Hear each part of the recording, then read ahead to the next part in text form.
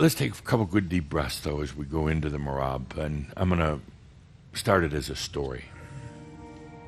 Take a good deep breath. This story is a very true story. It's about a Shambra, a true master, a true master.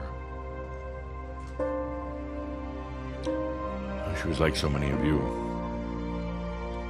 Came to the planet quite a while ago. And early in life, wondered why she had come to the biological family that she'd come to. Never felt quite right with it. Never felt like she was really a member of the family. It wasn't bad family. It wasn't, there's some abuse, but it wasn't anything extraordinary. But she just never felt like she was one of them. At a very early age, I remember seeing her sitting on the grass in front of the house, daydreaming, saying, someday I'm going to escape from this place. Not meaning just her family and the house, but the place meaning kind of like a energy, a reality. Someday I'm going to escape from this place. Someday I'm going to go see the world. Someday I'm going to be able to follow my heart. I remember watching her on that day. So determined, so beautiful.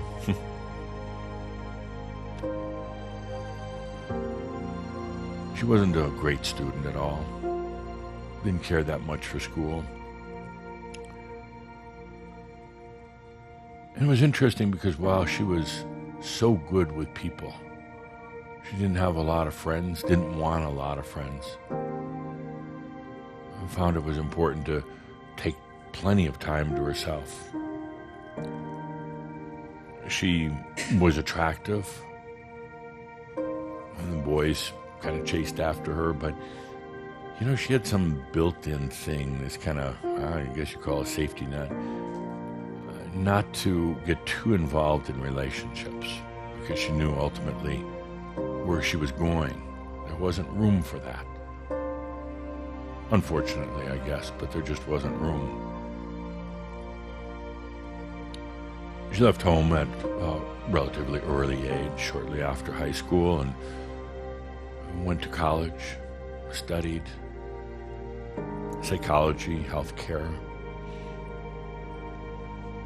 And never really that into the study. She just wanted to get out there and get her hands in it, do the work, not just study it.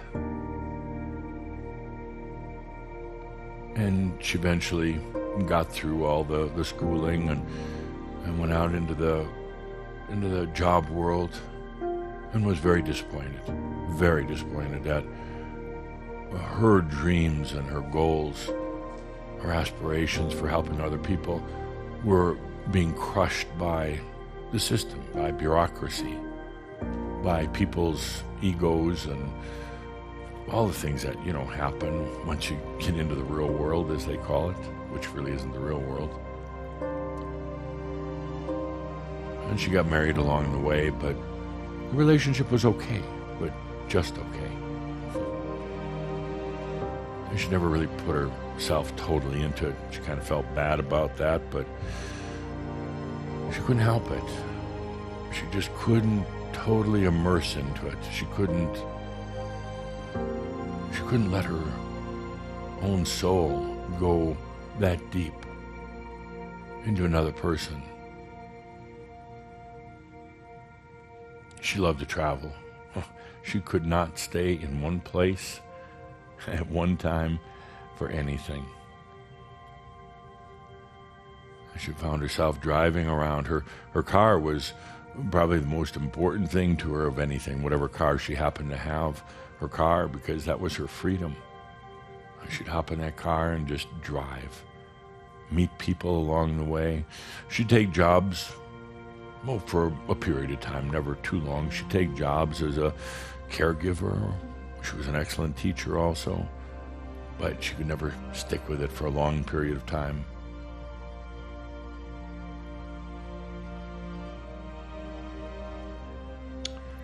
She found Crimson Circle 15 plus years ago. I'm not getting emotional, she is. She found Crimson Circle, and she knew she was home.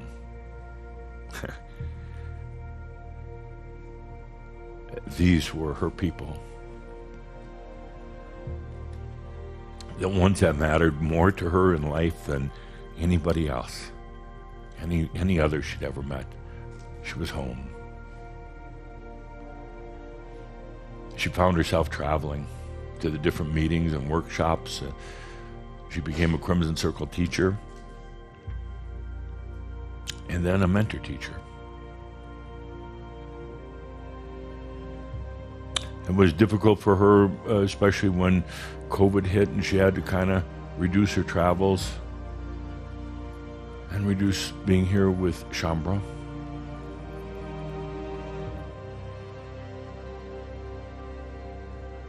And in the last year or so, well, let me back up a little bit more. 2020, she became realized. She realized she was realized. She wasn't resisting it anymore. She wasn't dealing with it theoretically. She said to herself one day, in the car, of course, I am realized. And it became so. And it was like so much from her was released at that point. So much of the worry and the doubt and the unsafety and the what ifs, and suddenly it's I am realized. And you know, the big lightning bolt didn't come down from heaven and angels didn't dance around her car. She spent that night actually at a campground, building a campfire, nobody else around, just gazing into the fire, realizing what it really means to be realized. It's so subtle and so beautiful. And about a year ago, she said, you know, I'm leaving. I'm going. But I'm going to do it my way. And it's difficult because she struggled. She said, you know, maybe I should stay on the planet. Maybe ADAMUS, you know, wants me here to shine my light and all the rest of that. But in the end, she said, no. I am choosing what I want. I'm choosing even how I die. She spent the better part of the last year driving around, visiting friends, visiting places that she loved dearly, closing things up, wrapping things up. No drama, none whatsoever. No anger. No, she'd long let go of all that. No sadness. And then one day she went out to the campground by herself. One day recently went to the campground by herself. Sat and just looked at the water, petted her car, talked to her car, thought about her lifetime and about her realization. And then just started walking towards the water, towards the lake, or the ocean rather. Started walking towards it. First she could feel the cold upon her feet from the water, that stimulation that you get when it first hits your feet, the awareness, ooh, that's water and it's chilly. And she got into about her knees and realized, yeah, it was really pretty cold. Maybe I should have picked a better way to go, but no, this is how I planned it. And by the time she got up to her waist, she was already gone. She crossed over. Her physical body, I guess, continued walking into the water. She hadn't really thought about taking the body with her one way or the other, but it just kept on going out into the water, but she left. She spent a number of weeks just hanging around the planet in non-physical form, of course, visiting some of you. And just feeling from the other side what this is all about. No remorse, of course, no remorse. And then, not so long ago, I guess about a week or so ago in your time, she said, okay, time to walk on. And when she did, she found herself immediately at the Ascended Masters Club. And we're talking about the one that many of you know, Patty Severance. Patty Severance. Patty's with us today. She's crying. She is so filled with tears. Tears of love and joy for you, for her family, for the ones she knew personally, and even the ones she didn't know, had never met, but just the energy of her family. She is an Ascended Master. Of course, right away there was quite a celebration with Sart and Kedarka and some of the others who have crossed over, and the joy of seeing them. Now it brings up a big question. Big question. She left. It wasn't painful. It wasn't difficult. She left. And she'll agree with me when I say it's the easiest thing you ever do. And I call her a true master because she knew it was over for her. And again, there wasn't there wasn't any drugs involved. She just walked out of her body. And it wasn't because of some medical issue or anything. It was just time. And it brings up a very important thing. And she's a true master because she followed her heart and what she wanted to do. But here you are, still on the planet. It brings up a big question. Why? You don't have to be here. By the way, I want to be very, very clear. This was not suicide. Suicide is when one takes their physical body, the life of their physical body, and therefore their brain. When you just walk out, it's not suicide. You're not destroying your body or your brain. You are choosing consciously to leave.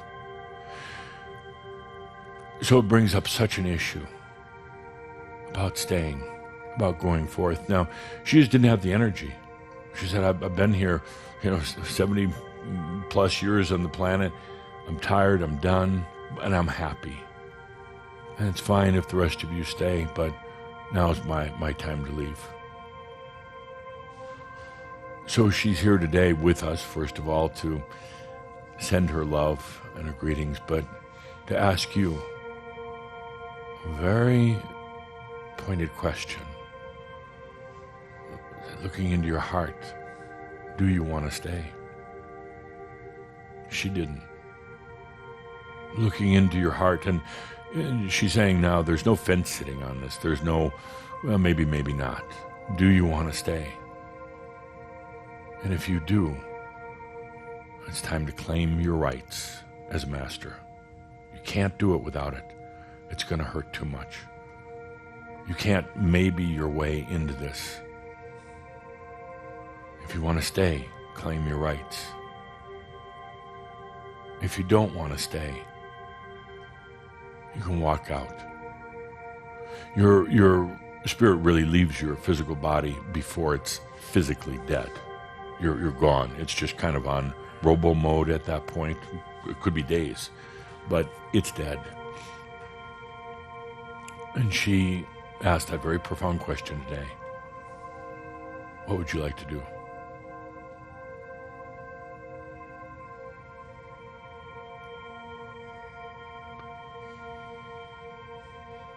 She has no remorse or guilt or any of that. You can't when you're an Ascended Master about not sticking it out on the planet. None whatsoever. But she wants to make it very, very clear, you to make it clear within yourself. Do you choose to stay? And therefore, do you choose to have your energy serve you? Or do you want to leave? There's no in between. Her words, not mine. Let's take a good deep breath. Dear Patty. Oh, many of you knew her personally. She was here many times came to the gatherings many times. And she's now an ascended master. How about that? How about that? Yeah, it deserves an applause. And she's saying right now, in answering Calder's earlier question, yes, there really is an Ascended Masters Club. There really is, and it's fascinating, fabulous. So let's take a good deep breath right now into this whole question. Ifshu, staying, not staying. We talked about it before, but if you choose to stay, it's time to claim your rights. You're going to need them. And hell, they're your rights anyway. So accept them. If you choose to leave, don't, her words now coming through, if you choose to leave, don't dilly-dally around with it. Don't play it like a game for 5 years. Am I going to leave or not going to leave? Because you're going to get involved in your own soap opera. What you want to do is just make a decision and then just do it. Her words. Let's take a good deep breath here.